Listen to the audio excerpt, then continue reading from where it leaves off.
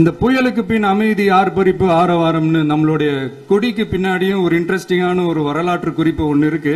அது என்னன்னு அதான் நீங்க எல்லாம் ஒரு நாளுக்காக வெயிட் பண்ணிட்டு இருக்கீங்கன்னு சொன்னல. அன்னைக்கு நம்மளுடைய கொள்கைகள் என்ன, நம்மளுடைய செயல் திட்டங்கள் என்னன்னு சொல்லும் போது அன்னைக்கு இந்த கொடிக்கான விளக்கத்தையும் நாங்க சொல்றோம். அது வரைக்கும்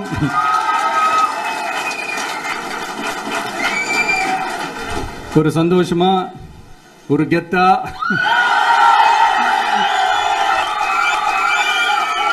நம்ம இத ஏத்தி கொண்டாடுவோம். ஐடி கார்டு இல்லனா நோ என்ட்ரி, ஸ்ட்ரிக்டான ஆர்டர் போட்ட தமிழக வெற்றி கழகம்.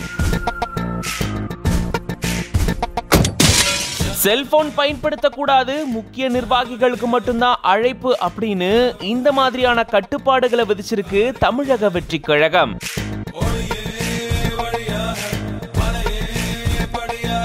கொடி அறிமுக விழாவுக்காக பல்வேறு கட்டுப்பாடுகள் விதிக்கப்பட்டிருக்கு. அது என்னென்ன அப்படின்றத பத்தி இந்த வீடியோல டீடைலா பார்க்கலாம். தளபதி விஜய் அவர்களுடைய கட்சியான தமிழக வெற்றி கழகத்தினுடைய கொடி அறிமுக விழா சென்னை பனையூர்ல நடக்குது. இவருடைய கட்சி அலுவலகத்துல கொடியேற்ற விழா நடக்கக்கூடிய நிலையில இதுக்காக மாநிலம் முழுக்க இருந்து நிர்வாகிகள் வந்த வண்ணமா இருக்காங்க.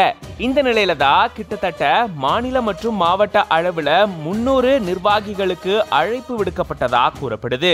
முக்கிய நிர்வாகிகளுக்கு மட்டும் அழைப்பு விடுக்கப்பட்டிருக்கக்கூடிய நிலையில இந்த விழால கலந்துக்கிறதுக்காக அவங்களுக்கு அடையாள அட்டையும் கொடுக்கப்பட்டிருக்காம்.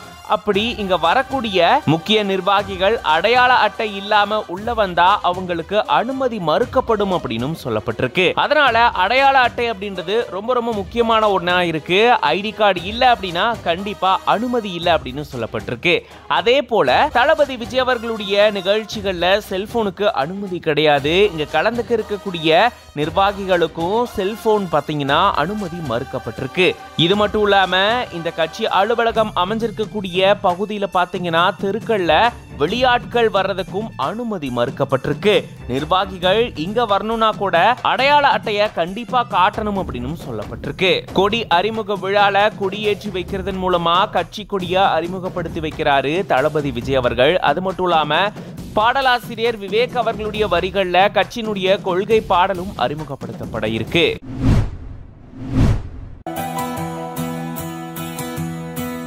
இந்த பொல்லாத உலகத்திலே ஏன் என்னை படைத்தாய் இறைவா. 100 அடி ஆழமுள்ள கல் குவாரி குழியில் டேங்கர் லாரி கவிழ்ந்து விபத்து. கரூர் மாவட்டம் பரமத்தி சுற்றுவட்டார பகுதியில 100க்கும் மேற்பட்ட கல் குவாரிகள் செயல்பட்டு வருது. இந்நிலையில தாழையூத்துப்பட்டி பகுதியில செயல்பட்டு வரும் மெட்டல் கல் குவாரியில சுற்றுவட்டார பகுதியில கடந்த 2 நாட்களா இரவு நேரத்துல மழை வந்துட்டு இருந்துச்சு. சோ இதனால 100 அடி ஆழக்குழியில 3 அடி அளவுல தண்ணீர் தேங்கி நின்று இருக்கு.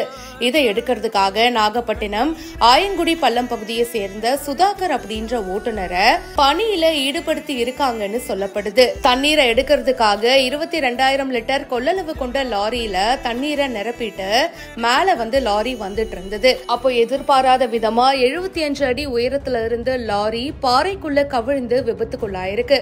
அப்போ பக்கத்துல இருந்தவங்க உடனடியா சத்தம் கேட்டு பாறைக்குழி இடுக்கல மாட்டின ஓட்டுநரை மீட்டாங்க. ஆம்புலன்ஸ் மூலியமா மருத்துவமனைக்கும் அனுப்பி வச்சிருக்காங்க. ஆனா அவர் ஏற்கனவே இறந்துட்டாரு அப்படின்ற விஷயம் தெரிய வந்திருக்கு. இந்த சம்பவத்துல 100 அடி ஆழமுள்ள கல்குவாரி குழியில உரிய பாதுகாப்பு இல்லாம லாரி ஓட்டுநரை பணியில ஈடுபடுத்தியதா அந்த கல்குவாரி உரிமையாளர்கள்ல ஒருத்தரான அமமுக மாவட்ட செயலாளர் தங்கவேல் மற்றும் பங்குதாரர்களான சுப்பிரமணி, சக்திவேல், கந்தசாமி ஆகிய 4 பேர் மேல இப்ப போலீஸ்